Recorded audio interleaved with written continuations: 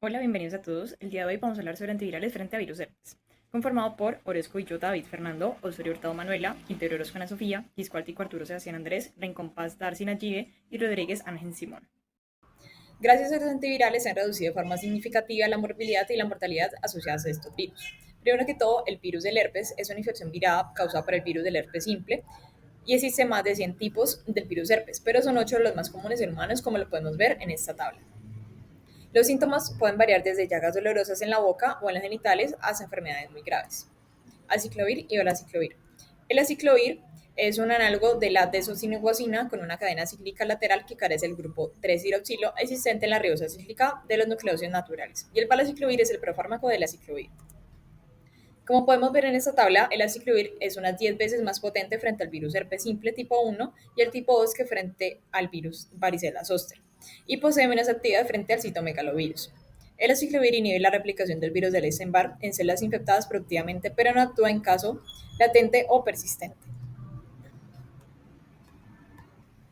Mecanismo de acción. El aciclovir es el prototipo de un grupo de antivirales que son activados por la timidina sinasa viral para convertirse en inhibidores del ADN polimerasa del virus. Las enzimas celulares convierten el monofosfato de aciclovir en trifosfato. El trifosfato de aciclovir inhibe el ADN polimerasa viral ya que compite con el desoxiguanosin trifosfato. El trifosfato de la aciclovir también se incorpora al ADN viral, donde actúa como finalizador de cadena al crecer del grupo 3-hidroxilo. El complejo formado por el molde del ADN interrumpido que contiene el aciclovir y la enzima inactiva de forma irreversible el ADN polimerasa. Farmacocinética. El aciclovir tiene una disponibilidad oral baja y disminuye al aumentar la dosis. Se alcanzan concentraciones plasmáticas picos medias de 0,4 a 0,8 microgramos por mililitro tras una dosis oral de 200 miligramos, que llegan hasta 1,6 microgramos por mililitro con dosis de 800 miligramos.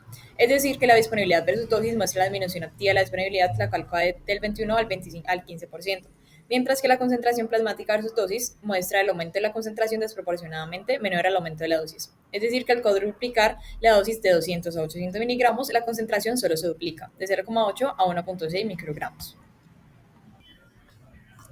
Interacciones. La citobudina con aciclovir podrá padecer somnolencia grave y letargo. El uso simultáneo de ciclosporina aumenta el riesgo de que aparezca nefrotoxicidad. El probenecid y la cimetidina ralentizan el metabolismo del aciclovir y reducen el aclaramiento renal del aciclovir y aumentan su exposición. Toxicidad. El aciclovir tópico puede producir escozor transitorio al aplicarlo sobre las lesiones genitales. La base del politenglicol del aciclovir tópico puede irritar las mucosas y no se encuentra aprobado para uso intravaginal. El aciclovir intravenoso puede producir inflamación, flebitis y rara vez erupciones vesiculares en el punto de inyección. Entre el 1 y 4% de los pacientes solo se administra aciclovir intravenoso manifestó neurotoxicidad y algunos efectos secundarios son exantema, diaforesis, hematuria, hipotensión y está clasificada en la categoría B de riesgo en embarazo. Bueno, hablando de estos fármacos para el herpes, encontramos la bribudina. ¿Qué pasa? Resulta que es un agente potente el cual inhibe la replicación del virus varicela zoster y en menor medida el virus del herpes simple tipo 1. Ahora bien, resulta que lo empleamos en pacientes mayores a 50 años, los cuales hayan presentado neuralgia herpética, dado que vamos a reducir la frecuencia de esta, pero no reducimos la duración de esta. Es importante tener esto en cuenta. Resulta que este en cuenta con unos efectos adversos, los cuales son cefalea, malestar, cefalea y mareo. Tiene una interacción farmacológica y la tiene con las piriminas fluoradas, que son fármacos que empleamos para el cáncer y son antifúngicos. Y esto es debido a que cuenta con un metabolito el cual se llama bromoviniluracilo. Ahora bien, encontramos el docosanol. ¿Qué pasa con el docosanol? Resulta que es un inhibivirus con una envoltura lipídica, como lo son el virus del herpes simple, ya sea tipo 1 o tipo 2. No es un viricida directo, más bien es un agente el cual interfiere en la fusión del virus a la membrana de la célula del huésped en la fase de replicación. En la presentación tópica, la crema al 10% se utiliza para tratar el herpes labial recurrente en pacientes inmunocompetentes. Encontramos los inhibidores de la helicasa primasa. Estos fármacos son nuevos. ¿Qué característica tienen estos? Principalmente estas dos cositas. Esta acá y esta acá. ¿Qué pasa? Inhiben el heterotrimero viral, que está conformado por lo que es la helicasa, la primasa y los genes OL5, 52 y 8. Y otro componente muy importante es que no requieren ser fosforilados por la timina ciclasa, dado que se ha encontrado que virus del herpes simple presentan una reducción de la timina ciclasa, lo que conlleva a que el fármaco no sea efectivo frente a este, dado que muchos de los fármacos necesitan ser fosforilados por la timina ciclasa. Este en cambio no, este no la necesita para generar su acción, que es inhibir la replicación. Ahora bien, encontramos el amenamivir. ¿Qué pasa con este? Tiene una actividad potente frente al virus del herpes simple tipo 1 y tipo 2 y también inhibe cepas resistentes a los análogos nucleósidos. Pritelivir inhibe las funciones de la helicasa primasa, lo vimos al principio cuando les di como una pequeña introducción, y posee una actividad potente frente al virus del herpes simple tipo 1 y tipo 2. Importante acá, posee una actividad potente frente a las cepas con mutaciones en la timina ciclasa, muy importante tener esto en cuenta, o con el ADN polimerasa, que son resistentes a análogos de nucleósidos.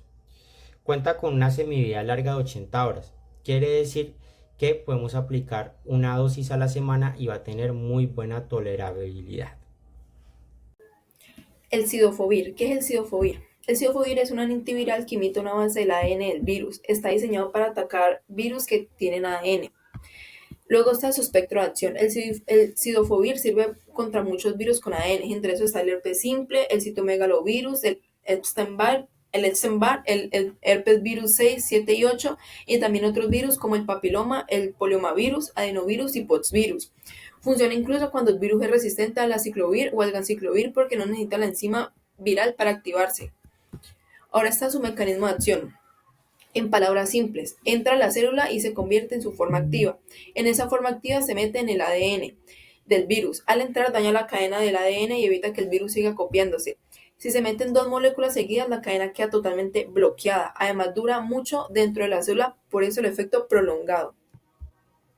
Tenemos importancia clínica. ¿Para qué se usa realmente? Es un tratamiento importante para la retinitis por citomegalovirus en pacientes con SIDA. También se usa cuando hay citomegalovirus resistentes a otros antivirales, como lo mencioné antes, que es el aciclovir y el ganciclovir. Sirve para infecciones graves por adenovirus y por virus BK en pacientes inmunocomprometidos.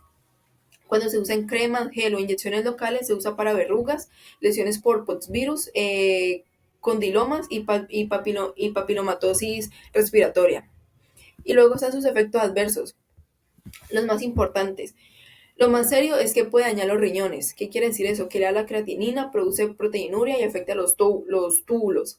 El riesgo baja si se da con probenecid y bastante hidratación. Puede causar neutropenia y molestias como fiebre, náuseas o dolor. En ojos puede causar inflamación si se inyecta. En piel puede irritar o causar úlceras. Y también en estudios se ha visto que puede ser mutagénico y teratogénico. Luego está el maribavir. ¿Qué es? El maribavir es un antiviral que sirve sobre todo para el citomegalovirus y también para el virus de Epstein-Barr. Y tenemos como espectro de acción. Funciona contra el citomegalovirus, incluso cuando es resistente al ganciclovir, el cidofovir y el foscarnet. No funciona contra otros herpes virus. Luego está el mecanismo de acción. No necesita activarse dentro de la célula. Bloquea una enzima del virus llamado el UL97 que es clave para el citomegalovirus pueda replicar su ADN. También evita que los nuevos virus puedan salir del núcleo y como el UL97 activa el ganciclovir, el maribavir hace que el ganciclovir funcione peor. O sea, quiere decir que esto es un antagonista. El maribavir, tenemos importancia clínica. Bueno, este se absorbe por vía oral, aunque menos si se toma con comidas grasosas. Reduce la cantidad del citomegalovirus en la sangre, pero no previene bien la enfermedad en trasplantados. A dosis más altas puede servir en citomegalovirus resistentes, aunque genera resistencia rápido. Y en pacientes con VIH reduce mucho los niveles del citomegalovirus en el semen. Y tiene interacciones importantes con la rifampicina. Luego están sus efectos adversos, que los más frecuentes son el mal sabor y la diarrea. Y otros posibles está el picor, náuseas, cefaleas y fiebre. Hola, mi nombre es Sebastián Quiscuáltico. Yo les voy a hablar acerca del famciclovir y el penciclovir. Entonces, el famciclovir va a ser un antiviral, ¿sí? Es un profármaco. Este se va a convertir rápidamente en penciclovir durante la absorción intestinal y hepática. ¿Qué va a pasar? El penciclovir no es activo frente a cepas del virus del herpes simple o virus del varicela zoster que carezcan de timidina sinasa. ¿Por qué? Porque la timidina sinasa es importante, la timidina sinasa viral es importante para la fosforilación inicial del penciclovir y que ese se convierte en penciclovir trifosfato, que ahorita lo vamos a ver en el mecanismo de acción. El penciclovir va a inhibir al virus de la hepatitis B. Entonces, hablando del mecanismo de acción, el penciclovir inhibe la síntesis del ADN viral y lo primero que vamos a tener en cuenta es la célula infectada. Entonces, el penciclovir aquí se va a convertir mediante un proceso de fosforilación, preferiblemente en penciclovir trifosfato, el cual actúa como un inhibidor competitivo del ADN polimerasa del virus, pero además también tiene otra función, y es que el penciclovir también es un potente inhibidor del ADN polimerasa y transcriptasa inversa del virus de la hepatitis B. Hablando de la farmacocinética, el famciclovir cuenta con una buena absorción por vía oral, y es que se convierte, como ya lo mencioné rápidamente, en penciclovir durante la absorción intestinal y hepática, y esto es por desacetilación y oxidación de la purina, en esto que ya acabo de mencionar. En cuanto a la biodisponibilidad del penciclovir alcanza una media del 77% tras la administración oral de famciclovir, y el penciclovir tiene una unión a proteínas plasmáticas inferior al 20%. En cuanto a la eliminación, vamos a tener en cuenta que el tiempo de eliminación medio plasmática del penciclovir es de 2 a 3 horas. Alrededor del 70% se recupera sin cambios en la orina, y es que el rápido aclaramiento renal del penciclovir sugiere que su eliminación como tal es por filtración glomerular o por secreción tubular activa. Por eso, hay que tener en cuenta algo. En pacientes con insuficiencia renal grave, se tendrá una tasa de eliminación plasmática aproximadamente 4 veces menor y la exposición al penciclovir aumenta 10 veces. Es por eso que se aconseja reducir la dosis en casos de insuficiencia renal moderada o grave. Y para eso les dejo esta tabla en donde se ven los ajustes de dosis del famciclovir en insuficiencia renal. En cuanto a la toxicidad, vamos a decir que el famciclovir se tolera bien por vía oral, pero pues tiene ciertos efectos adversos como cefalea, náuseas, fatiga y diarrea. Y el penciclovir tópico, en presentación con propilenglicol al 40% y cetomacrobol, se asocia con reacciones en el lugar de la aplicación, pero esto alrededor del 1%.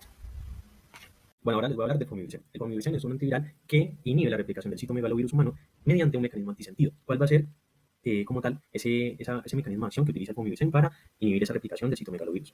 Pues lo que va a hacer es que se une de forma complementaria al ARN mensajero del citomegalovirus, específicamente a la región temprana inmediata 2 de ese citomegalovirus. Esto hace que se inhiba la síntesis de proteínas necesarias para la replicación del virus. De igual manera, se conserva la actividad contra cepas resistentes al ganciclovir, al foscarnet o al cidofovir. En cuanto a la administración, se administra por una inyección intravítrea. ¿Qué va a pasar acá? En el ojo humano vamos a tener que 1 hora tras la inyección de dosis de 165 o 330 microgramos, se alcanzan concentraciones medias de 5,5 y de 11,6 micromol sobre litro respectivamente. Vamos a tener que, en cuanto a la eliminación, en ese sentido el aclaramiento pues, va a seguir una cinética de primer orden con un tiempo medio de aproximadamente 55 horas y la principal vía de eliminación del ojo es su metabolización por exonucleasas como tal. Este fármaco se va a utilizar en retinitis periférica y es que la inyección intravítrea retrasa la progresión de esta enfermedad en dosis si se le da al paciente de 165 microgramos a la semana durante 3 semanas y luego cada 2 semanas como tal.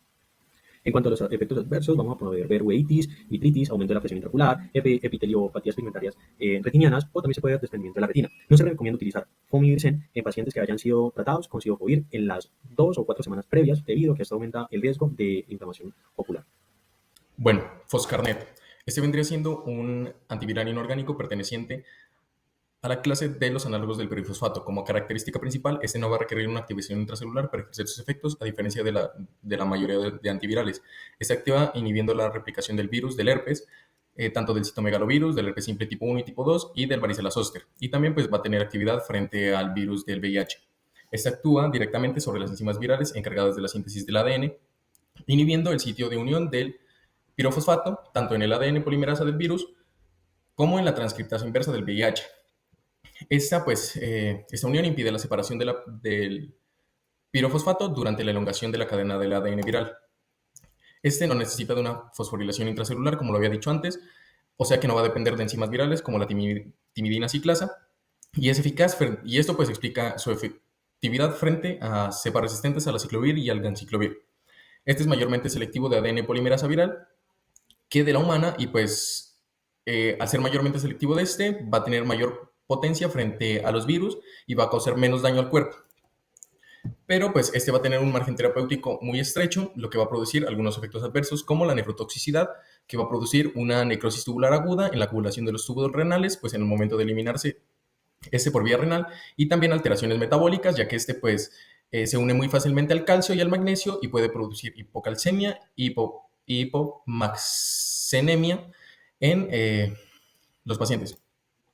También, pues, en cuanto a sus interacciones farmacológicas, vamos a tener que, al ser suministrado con anfotericina, pentamicina, aciclovir y ciclosporina, puede aumentar el riesgo de toxicidad renal.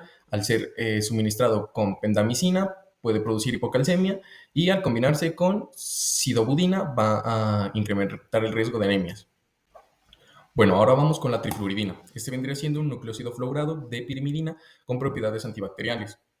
Tiene una actividad inhibitoria frente al citomegalovirus, al herpes simple tipo 1 y tipo 2, a algunos adenovirus, y también tiene efectos contra cepas resistentes a la ciclovir. Como tal va a inhibir la síntesis del ADN viral incorporándose a lo va a hacer de dos formas, en su forma de monofosfato y de trifosfato.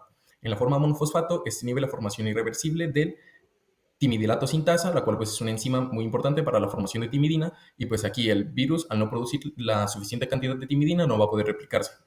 Y en la forma de trifosfato, se inhibe al ADN proliferasa, y pues al competir con la timidina trifosfato natural, pues va a interrumpir la cadena de ADN viral y va a detener su replicación.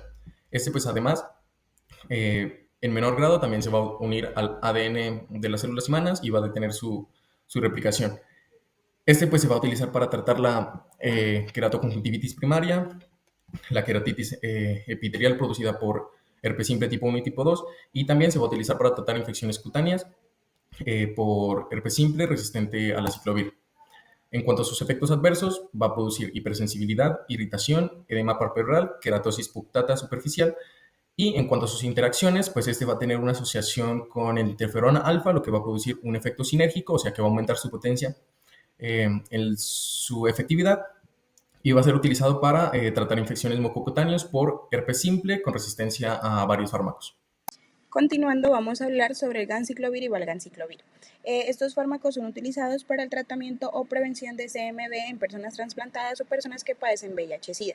A mi lado derecho vamos a tener su componente bioquímico en las imágenes, y a mi lado izquierdo sus características individuales. A tener en cuenta, debido a que tienen funcionalidad distinta, debido a su vía de administración, pero tienen una forma activa igual. El mecanismo de acción lo he resumido en estas 4 etapas, en donde menciono características importantes como la UL97 quinasa, que es la enzima viral que permite la activación del fármaco, que solo está en las células enfermas.